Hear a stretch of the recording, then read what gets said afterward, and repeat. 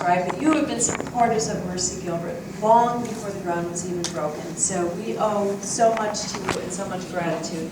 And then you were there, like Tim said, when we needed to expand shortly after we opened the doors. And here you are again with your support of the Lund Family Birth Center. So it is with a big, grateful heart, and I would like to give a round of applause for your support.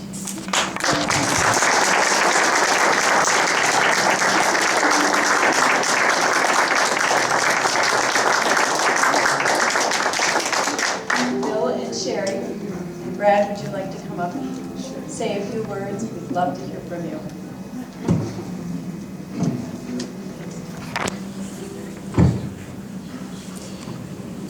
Thank you all for coming and joining us for this really special event. There are so many special events that occur here at Mercy Gilbert that, you know, you kind of lose track. But we want to thank Tim and Diane and the foundation and Mercy Gilbert and everybody who's supporting the program at Celebration, the doctors who are supporting the donation program and educating parents about cord blood and the importance of either privately banking or donating their baby's cord blood. And my son-in-law, Rob, you know, he keeps telling me he's my favorite son-in-law. He doesn't have to admit it, you know. Rob works very hard, and Cherish with Save the Cord has been a great partner in education. And we're just really proud to be part of something that is so important and something that is, you know, cord blood's a life source, and we look at it that way, and we handle it that way at Celebration. And our three family foundations, the Victoria Lund Foundation, the Bradford Disney Lund Foundation, and then the Sharon D. Lund Foundation, have all participated together to make something really special happen for the community.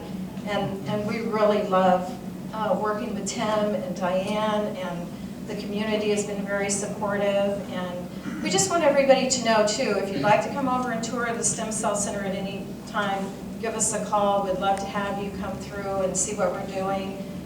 There are no secrets. It's, you know, it's not something that, you know, people think you have to hide, and it's a research lab. It's so different. When you walk in, you really know that it's all about life. And we really thank everybody for their support. Thank you again, Tim and Diane. And Brad, would you like to say something? I guess I'd like to thank everyone. Yeah. Go ahead, just say thank you. I know, I'm nervous too. Thank you for all coming today. Unaccustomed as I am to speaking before an august group like this, I would first like to thank everyone for joining us today. And I thought perhaps some of you might like to hear the history of how the hospital got here. So I'll take a couple minutes, because it really is rather interesting, at least to me. Probably 7 years ago, maybe 8 now, we had master planned about 1,400 acres here. We were developing it. And another major hospital in the valley approached us and said, we would like you to consider putting our hospital on your site. And shortly after that, Mercy Gilbert came to the door and said, we think that's a great location. Would you consider our hospital coming on board? And we held discussions with both the hospitals for a period of time. And then one afternoon I was at a board meeting in Los Angeles, a trust board meeting, and we had told both of them that we would make up our minds that day as to who we were going to go with.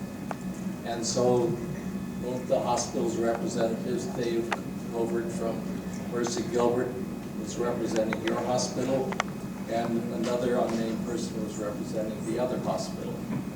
And we said, what is your offer? And the other hospital came up with an interesting number. And then we went to Dave, and Dave said, well, we would like to offer you more. And this went back and forth for probably 10, 15 minutes, and finally I went to Dave. I said, Dave, you have a new hospital in Nevada, and I think in Henderson. I've seen the pictures of it. Now, what kind of hospital are you going to build for us? They said, well, we haven't thought about it.